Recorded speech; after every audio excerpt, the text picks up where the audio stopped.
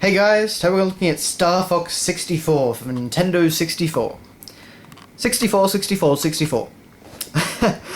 Okay, so on the front cover here we've got a pretty awesome image of Fox flying out in his R-Wing from the Great Fox.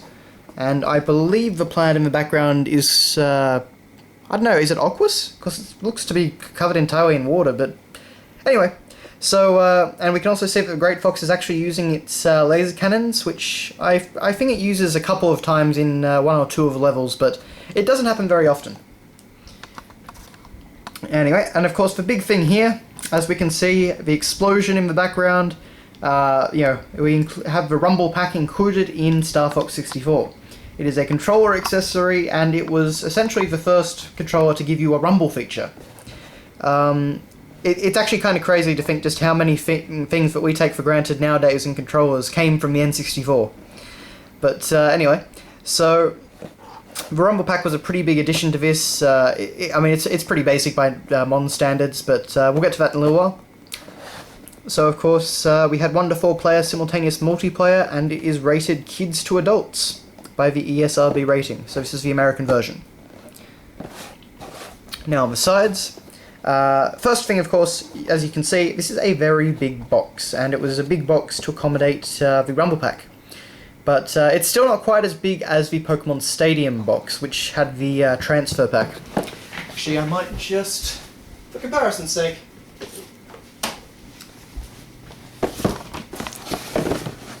as you can see, the Pokemon Stadium box is probably nearly double, actually, the size. Yeah, just about double. So, the Rumble Pack wasn't nearly as big and bulky as the Transfer Pack, but it was still, you know, a pretty big box on the shelf. But anyway, so on the sides here we have, I can't remember what this planet is called, but of course we've got the Landmaster on it. It's the one where you verse that giant mutant creature that Andros created. Very awesome level. I always forget the names of Star Fox levels, I'm afraid. Then we have a nice render of the whole team here in front of a planet. So of course Slippy, Peppy, Fox and Falco. Then over here we have what I believe is Starwolf's ship, but I'm not entirely sure. It's a completely different variety of R-Wing though. I think that's Star Fox, yeah. Or Starwolf. And then on the top here we have again, I'm going to try and remember this. I think this was the boss on the train level. There was a train level. But yeah, I'm sorry. My memory for this sort of thing is always terrible. But for names particularly. But anyway, so that was a boss. Actually, maybe that wasn't a boss, but anyway. Fun fact, actually, though, that is actually the picture that they're supposed to use on all the cartridges internationally. I don't really know why that is, but yeah. So anyway, on the back we have our few screenshots, and showing the single player and the multiplayer, and just showing how damn good this game looks, because even nowadays there are a lot of effects that are really nice. Right here we can see a great one where you have the R-Wing reflected in the water, and if you get too close to the water it actually, throws up waves and water and spittle and from the water. So this is a very nice looking game. For N64 standards, and still has some very nice flourishes today. So, let's see here. So we have the Rumble Pack controller accessory feature, and batteries included, 4-player multiplayer. The Game Pack memory saves the top high scores. Top 10 scores, actually. And, of course, outstanding cinema scenes tell the story of the Star Fox saga. So, yeah. And the cutscenes in this game were pretty great. It's a very cinematic game. But anyway, moving on. So we have, of course, our manual. And this is a pretty nice manual. As with most N64 games, if not all, we have full colour. We've got lots of great renders. We actually have a full story recount in here, which is the prologue.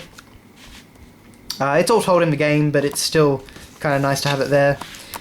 We have profiles on all the different characters, including the new guy, Rob64. You've got things about the R-Wing, the Landmaster, the Great Fox. For some reason, we actually don't have anything about the submarine. I don't know why that is, but I mean, even though it only appears in one level, it's, you know, still a vehicle that they use. But anyway, so of course we go over the controls, all the different menus and whatnot. We have explanation of the main game, the branching path system, and the galaxy map.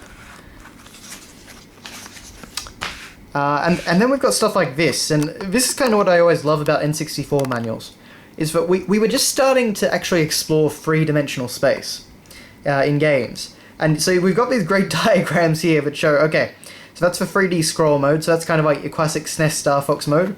And then in some points you have all range mode, and that's, you know, showing that you can actually move in all three dimensions. So stuff like that I just find it kind of fun because we were so new to 3D at this time, and Nintendo were really trying to explore everything they possibly could. We have the laser and all the different upgrades. So the single laser, the twin laser, and the hyper laser. Of course, the smart bomb, the supply ring, and all the other different items. The fact that you actually lose your wings as you take damage, so you can actually repair them, that sort of thing. You've got descriptions of what all your different characters actually do to help if you keep them alive, which was a really cool feature.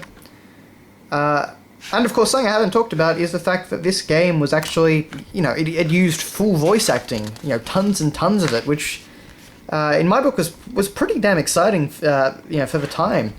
I mean, not that many games used fully voice acted games at this point, and particularly not to the fun, cheesy quality of the Star Fox 64, because there's a heck of a lot of dialogue in this. And of course we have an explanation of the Rumble Pack. You will feel like you're actually sitting in the cockpit of the R-Wing. I actually never had a Rumble Pack as a kid, so I never actually got to experience that, but nowadays it's basically a normal Rumble feature, probably a bit stronger than some of the current ones, but anyway. So that is the manual. Then we have the cartridge, which, as I said, is a picture of that guy from the... Again, I think it's the train planet, but... yes, the train planet.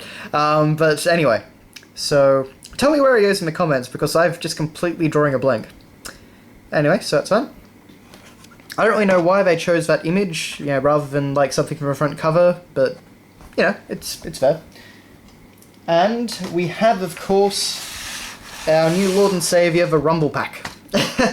And Nintendo really pushed this thing as a big deal.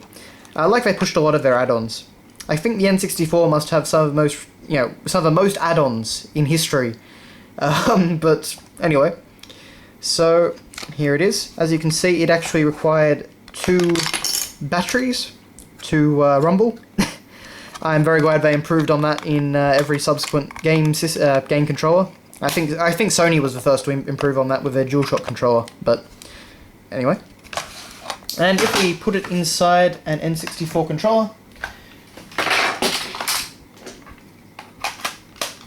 it looks a little something like this.